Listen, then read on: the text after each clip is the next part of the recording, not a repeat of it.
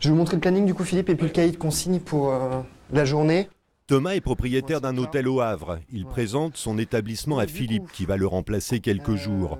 Philippe vient de créer une auto-entreprise destinée à épauler les petits hôteliers pour leur permettre de décompresser. Ces 30 ans de métier dans l'hôtellerie rassurent, mais il faut s'adapter rapidement aux habitudes de l'établissement.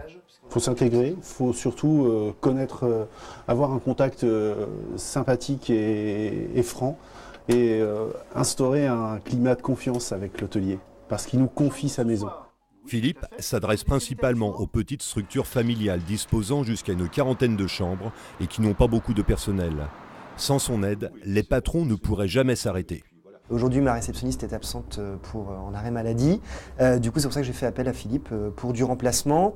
Alors, c'est vrai que quand on bosse 365 jours par an, on a besoin de souffler pour profiter de ses proches et aussi pour prendre du recul par rapport à son hôtel. C'est bon Aïssatou là pour les chambres. Cette position privilégiée dans les établissements permet à l'auto-entrepreneur de proposer également des conseils pour améliorer les services et la réputation des hôtels. Je vais noter des détails que l'hôtelier ne voit plus du tout.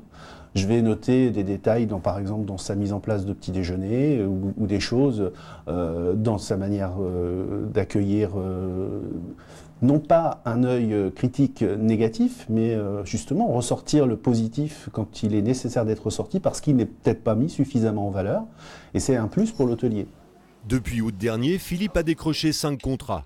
Pour vivre, il doit maintenant doubler son portefeuille client.